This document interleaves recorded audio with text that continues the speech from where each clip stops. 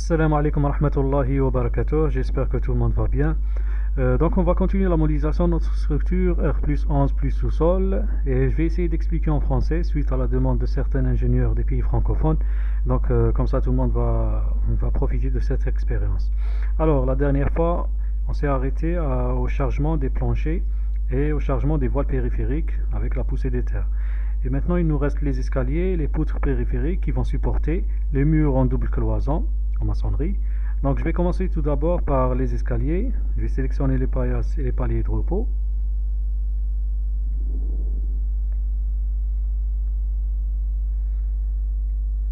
Voilà, je vais cliquer sur modifier sous structure pour avoir cette fenêtre qui contient seulement les éléments d'escalier. Et maintenant il faut savoir que le palier de repos est moins chargé que la paillasse puisque la paillasse elle contient les marches. Donc je vais commencer tout d'abord par les paliers de repos, je vais les sélectionner à part.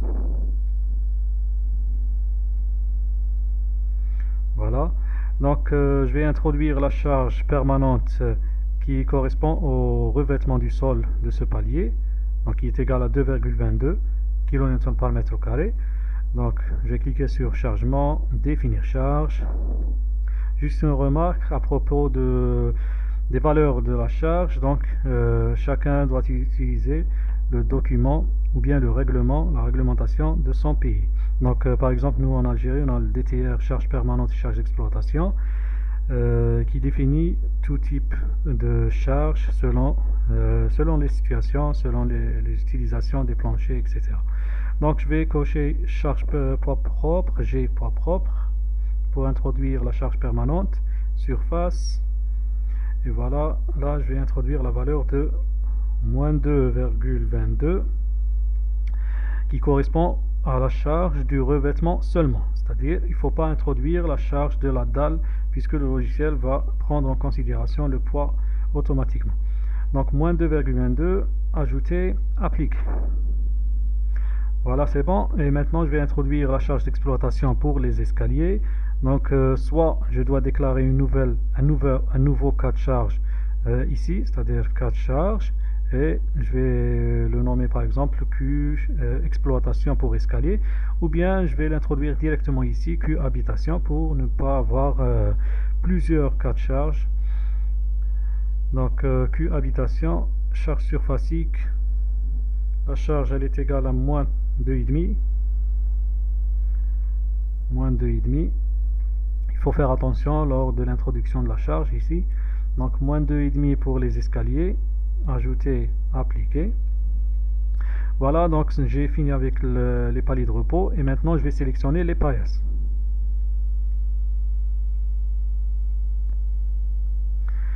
Et là on remarque que j'ai sélectionné les paillasses. Et lors de la modélisation des escaliers, donc j'ai utilisé la même épaisseur de cette dalle d'arrivée et de départ d'escalier avec c'est-à-dire la même épaisseur que celle des paillasses. Donc le chargement de ces dalles, le poids propre, donc qui correspond au revêtement du sol, est égal à 2,22 kN par mètre carré. Par contre le poids propre des paillasses, qui contient des marches plus le revêtement du sol, donc elle est égale à 3,8 kN par mètre carré. Donc tout d'abord je vais désélectionner ces dalles pour charger les paillasses, ensuite je vais les sélectionner de nouveau, donc c'est-à-dire pour ne pas avoir une charge supplémentaire sur ces dalles ici. Donc je vais faire tourner l'escalier vers ce côté pour pouvoir les sélectionner facilement.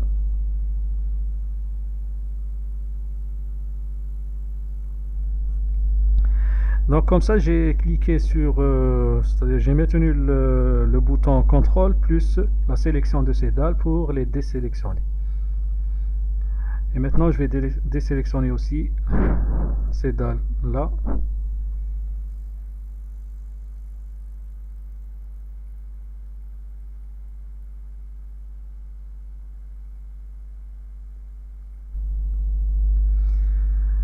Donc il faut être prudent lors de la modélisation, il ne faut pas faire des erreurs. Et maintenant je vais charger les paillasses. Donc chargement, définir charge, surfacique, G poids propre. On va introduire la charge de 380 kg par mètre carré, c'est-à-dire moins 3,8. Appliquer. Et maintenant la charge d'exploitation Q habitation. Donc c'est la même que celle des paliers de repos, elle est égale à moins 2,5. Ajouter, appliquer. C'est bon, on a fini avec le chargement des paliers de repos et paillasse. Il nous reste ces dalles là, donc on doit les sélectionner de nouveau. Donc vous pouvez lors de la modélisation dès le début affecter une épaisseur différente de celle des paillasses pour faciliter la sélection de ces dalles.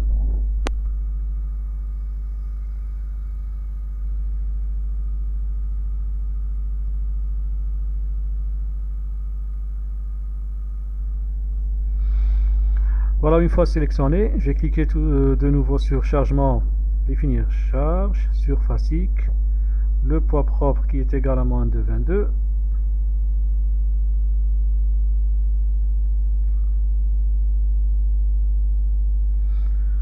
Ajouter, appliquer. Ensuite la charge d'exploitation, Q habitation. La même chose, moins 2,5. Ajouter, appliquer. C'est bon. Je vais essayer de vérifier quand même. Donc je vais cliquer sur modifier sous structure et vérifier le chargement.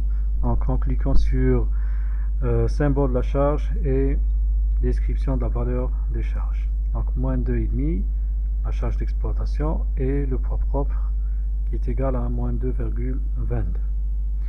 Très bien. Donc on a terminé avec le chargement des escaliers. On passe directement au chargement des poutres périphériques. Et là, de préférence, il faut introduire les charges portique par portique. Donc moi, je vais faire l'application sur le portique numéro 1 et le portique numéro 11. Et vous allez continuer avec toutes les autres poutres de la même manière. Donc portique numéro 1 et portique numéro 11. Donc modifier sous structure, 2D, YZ.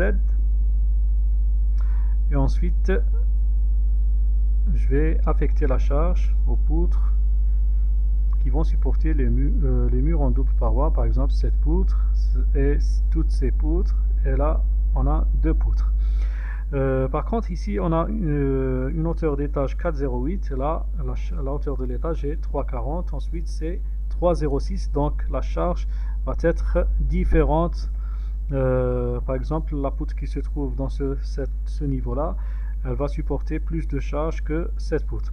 Donc, il faut tout d'abord estimer la charge du mur en double cloison. Par exemple, sur le DTR, charge permanente, charge d'exploitation, elle est définie par la valeur de 2,62 kN par mètre carré. Cette valeur-là, je dois la multiplier par la hauteur de l'étage moins la retombée de la poutre. C'est-à-dire, là, j'ai une hauteur de 4,08.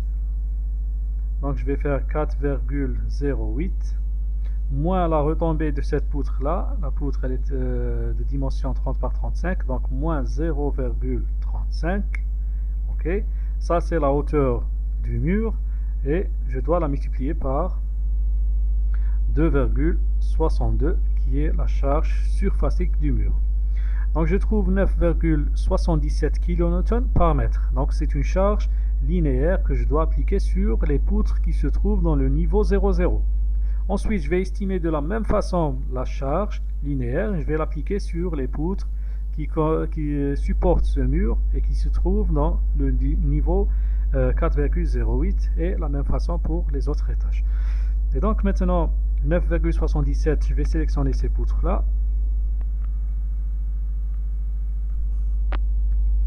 Chargement, définir charge. Barre, parce que c'est une charge linéaire, barre. Poids propre. Une charge uniformément répartie. Et là, je vais introduire la valeur de 9,77 ou bien moins 9,77. ajouter, appliquer. Voilà, je peux voir les poutres dans une fenêtre isolée. Voilà, moins 9,77, très bien.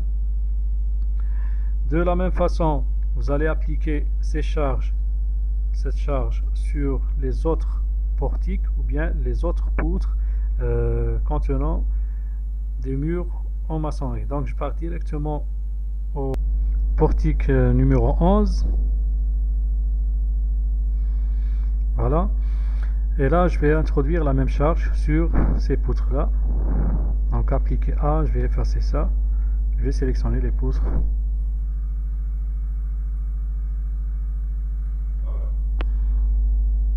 Donc en cliquant sur appliquer, voilà, j'aurai la charge linéaire sur ces poutres-là. De la même façon, 2,62, je vais la multiplier par la hauteur du deuxième niveau et je vais introduire la charge sur ces deux poutres-là. Donc la hauteur elle est égale à 3,40 moins 0,35 multiplié par 2,62. Voilà, et j'aurai la charge de 7,99. 7,99. Donc je vais sélectionner les poutres. Ensuite, je vais retourner au portique numéro 1. Je vais maintenir CTRL et je vais sélectionner ces deux poutres aussi. Donc au final, j'ai 4 poutres. Chargement. Définir charge. Voilà, barre. Je vais introduire la valeur de 7,99. Donc là, on a 9,77 et je dois introduire 7. Il faut faire attention lors de l'introduction des charges. Donc moins 7,99. Une remarque ici, vous avez dans le repère global, c'est-à-dire Z qui correspond au repère global. Donc si vous cochez local, donc la charge elle va suivre le Z du repère local. Le repère local, vous pouvez le voir ici, repères locaux. Donc le Z du repère local pour les poutres, c'est le même que celui du repère global. Donc ajouter, et je vais appliquer à ces poutres là.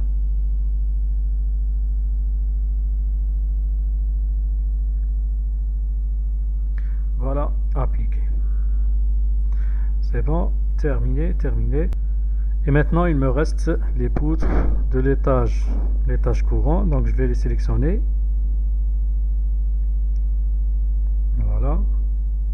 Ensuite, je pars directement au portique numéro 11. Maintenir CTRL.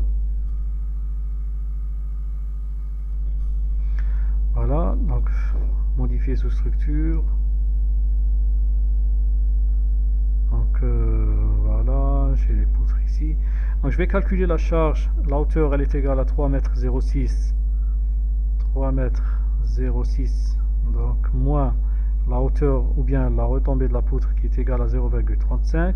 Je trouve 2,61, je dois la multiplier par 2,62 qui est la charge surfacique du mur. Je trouve une charge linéaire de 7,10 kN par mètre. Donc je vais sélectionner ces poutres. Chargement. Définir charge, barre, et je vais introduire moins 7,10. Ajouter, appliquer, et voilà. Donc maintenant, j'ai terminé avec les deux portiques, le portique numéro 1 et le portique numéro 11, en ce qui concerne le chargement des murs en double paroi. Donc vous allez appliquer de la même façon la charge aux autres portiques, par exemple pour le portique A ou bien le portique F. Donc vous allez appliquer la même méthode sur les poutres qui vont supporter ces murs. Sinon, dans le cas où vous avez des murs, par exemple là on a des murs qui ont une ouverture, c'est-à-dire des fenêtres et des portes, donc vous pouvez faire une réduction de charge de 20%. Voilà, par exemple ici sur cette note on trouve on a calculé déjà la charge linéaire sur les poutres. Ensuite, on a fait une réduction de 20% qui correspond aux ouvertures. Donc, soit vous calculez la surface exacte des ouvertures, sinon, si vous avez un bâtiment qui est un peu compliqué, donc pour ne pas perdre beaucoup de temps, vous pouvez soustraire 20% de la charge et l'appliquer directement aux poutres périphériques. Donc normalement c'est clair concernant l'introduction des charges linéaires qui correspondent aux murs en double cloison sur les poutres périphériques. Et maintenant je vais rester toujours sur les murs en double cloison, mais là je dois les introduire sur les bords extérieurs de ces dalles pleines là. D'accord? Donc si je remarque sur les plans d'architecture, ces dalles pleines vont supporter un mur extérieur, voilà, un mur en double cloison extérieur qui contient des ouvertures. Donc quand même je vais réduire la charge de 20% pour tenir compte de ces fenêtres là. Donc tout d'abord je vais sélectionner les dalles pleines épaisseur 20 cm. Voilà, je vais désélectionner la dalle pleine du niveau 00.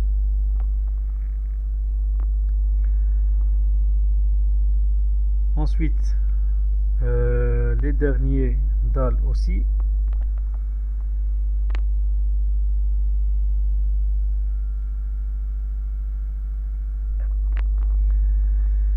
Et enfin je vais cliquer sur modifier sous structure et je dois charger le bord extérieur de ces dalles par une charge linéaire que je dois l'estimer de la même façon que je l'ai fait avec les poutres périphériques.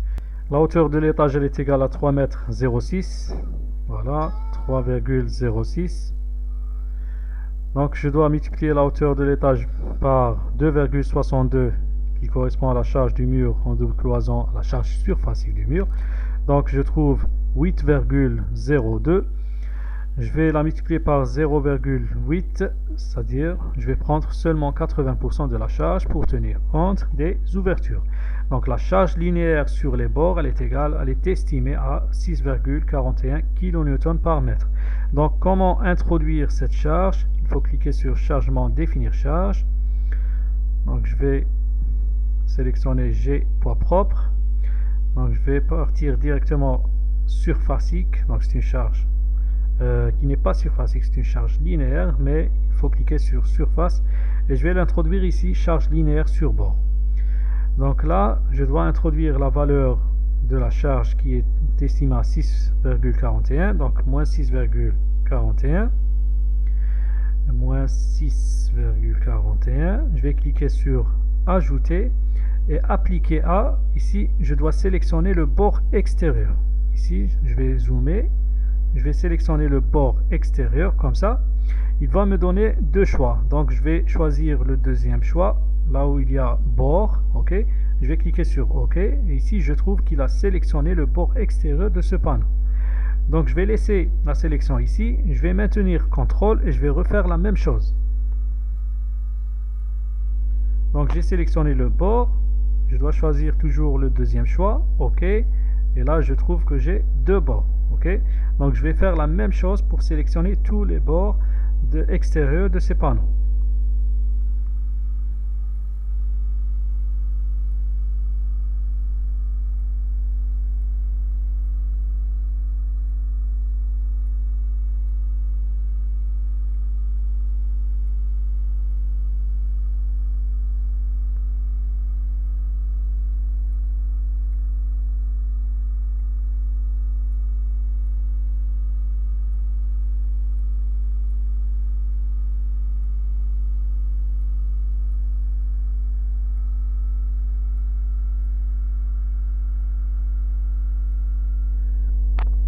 Voilà, normalement j'ai sélectionné tous les bords extérieurs. Je vais cliquer sur appliquer et ensuite je vais remarquer est-ce que j'ai fait une erreur ou non. Donc là je vois que le bord extérieur qui contient la charge du mur en double cloison, là aussi, mais là je trouve pas de charge, donc je peux ajouter directement ici. Je vais cliquer bord extérieur, OK, voilà, il contient une charge extérieure et là aussi la même chose. Donc il faut faire attention lors du chargement, il faut toujours vérifier de nouveau. Voilà, normalement tous les bords sont chargés. Ensuite je vais cliquer sur fermer, je peux revérifier de nouveau. Voilà, donc tous les bords sont chargés par 6,41 kN par mètre. Donc c'est bon, comme ça je vous ai montré comment charger les bords extérieurs des panneaux et vous pouvez aussi estimer la charge linéaire de l'accroteur, c'est-à-dire il faut calculer la surface de la section de l'accroteur, d'accord, multiplié par le poids volumique du béton armé, 25 kN par mètre cube, et vous trouvez une charge linéaire. Vous pouvez l'appliquer sur les poutres de la terrasse, les poutres périphériques de la terrasse, et même le bord extérieur de la dalle de la terrasse.